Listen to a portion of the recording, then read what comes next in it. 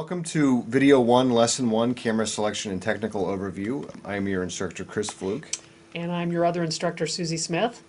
And in this lesson, we're going to talk about how to select various cameras for based off of financial considerations and technical considerations, and just sort of do a brief overview of all of that, of what journalists would use in the field and what might be available to you, and talk about some just core technical considerations for workflows for video acquisition. Well, the first thing you ought to consider when you go to select a camera that you're going to use is what the final delivery method of your video is going to be. If you're looking for a camera to use to shoot video that is for traditional broadcast purposes, via television, certainly taking into consideration the delivery method of your video is important because the parameters of that delivery system may impact the quality of the video to begin with, and therefore certainly you'll choose a different camera if your final delivery method is television, because you need a much higher quality of video than you do if your final delivery is for a website where you don't need nearly as high a quality of video. And of course, if you're talking about theater projection, you're talking about something that really needs a high quality of video. So what we're just trying to get across is you've got to consider what is the final delivery and where am I going to use this video most often. And most likely you'll also be constrained by financial considerations. So if you don't need to project it onto a movie theater screen, you don't need to buy the $100,000 camera to be able to do that. But also, when you go with the cheaper models, as we'll talk about in a minute, the quality is not necessarily as good. So it's always a balance between technical considerations, what you're willing to do or wanting to do in the field, and then your budget.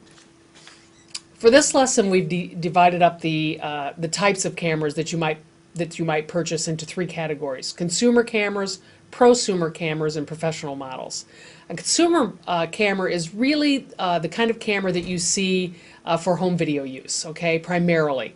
Cameras that are easy to operate, they don't have a lot of manual control over certain functions. These are not good cameras if you're developing a piece for television broadcast or for anything like a movie or large screen delivery methods. These kinds of cameras are light, they're small. The great thing about it is they're easy to operate. And they're most often, not always, but most often less expensive than the prosumer and the professional models that we're going to talk about. You see these kinds of cameras a lot in terms of the journalism profession being used by, in today's world, being used by newspapers who are trying to create quality videos for their websites. They will often give these to reporters to take out and use as a tool to provide another aspect of storytelling for their website. As I said earlier, prosumer cameras are a sort of middle-of-the-road type of camera. These are a camera category that's sort of a catch-all for everything between the consumer cameras that Chris just talked about and the professional cameras that are much more expensive and that we'll talk about in a little bit. Prosumer cameras often provide superior quality for web videos, and often they're good enough to use for broadcast transmission as well. Prosumer cameras will most often have some sort of control over a few functions. For instance, in a consumer camera, you would have no control over your focus, while on a prosumer camera, you're more likely to have control over and be able to do a manual focus. Prosumer cameras range anywhere from $1,000 to $20,000, but that's largely dependent on the number of features that you want in that camera and the quality of the video that you want in that camera. Prosumer cameras, like the consumer cameras, are also being purchased by websites and newspaper websites, but again, they are also being used at some television stations to be used in terms of broadcast production. because it does provide a quality of video that is more like traditional broadcast video than the consumer model of camera does. The final grade of camera we're going to talk about are professional grade cameras, and these are the kinds of cameras that are used in all broadcast newsrooms. These cameras traditionally range in price from $10,000 to as much as $100,000, depending on the quality you're looking for and, again, the end product of the video that you want. Also figures into that price is what that camera is capable of doing. These cameras are most often used as what we call EFP, electronic field production, or ENG, electronic news gathering. These you will record video usually on a tape, sometimes on an external hard drive. You're seeing that more and more as technology makes it possible for this type of recording to be easy. One of the things you want to keep in mind is that while this type of camera will produce a much higher quality of video, good storytelling, good visual storytelling can be done with any camera. So while it's important to have the type of camera you need to produce the quality of video you want, most importantly, as a journalist in visual storytelling, you have to make sure that you tell a good story with the video. If you plan to be a professional journalist in visual storytelling and you're going to do this as a career, you probably want to look at a professional grade camera. However, if this is something that is not going to be a career, or you're going to do strictly, say, for web videos, you can, don't worry about spending the money on the professional camera and look more toward the prosumer or the consumer camera. Our next area in this lesson is the discussion of the technical considerations in camera selection. And then the other big component of this is how much it affects not only camera and video acquisition, but the editing process, the exporting process. So a lot of the stuff that's applied to cameras is also relevant to the other processes through the whole video production process. So the first is the frame aspect ratio, or the picture aspect ratio, and it's something you're all familiar with, even if you don't know the term. And that's basically just the shape of the screen. And we've standardized it over the years into either 4:3 or 16:9. So 4:3 is almost a square shape. This is your standard definition television. And then 16:9 is the widescreen, which can be standard definition, but is all high definition. 16:9, the aspect ratio, is the full widescreen.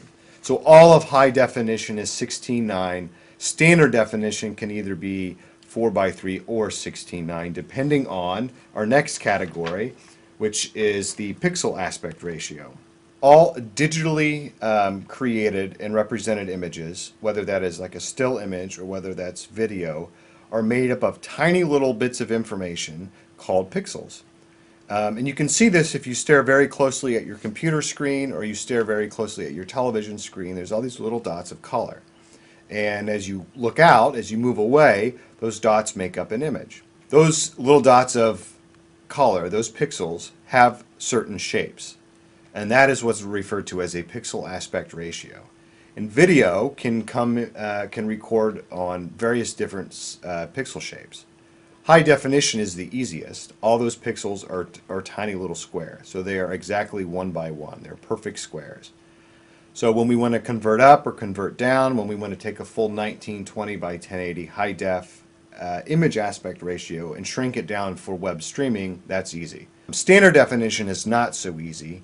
There are two different pixel shapes that are not square, known as non-square, that can make up your image resolution. Like in the last lesson, which is 4:3 or 16:9, the pixels can be either slightly out of shape and be 11:10, or they can be really elongated out of shape, which is be at a ratio of a 2:1, which is very wide. That's the difference between 4:3, 16:9.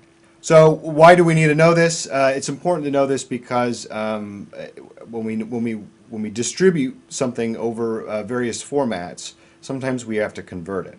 So when we're talking about standard definition video that are not shaped in a square, in a perfect square, yet we have to then convert them to fit into a perfect square, I mean, we're like trying to shove a square peg into a round hole.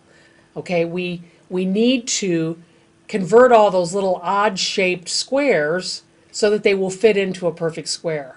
And that's why we need to know these kinds of things and these ratios, because it will help us later when we have to make them fit our whatever delivery system we're working with.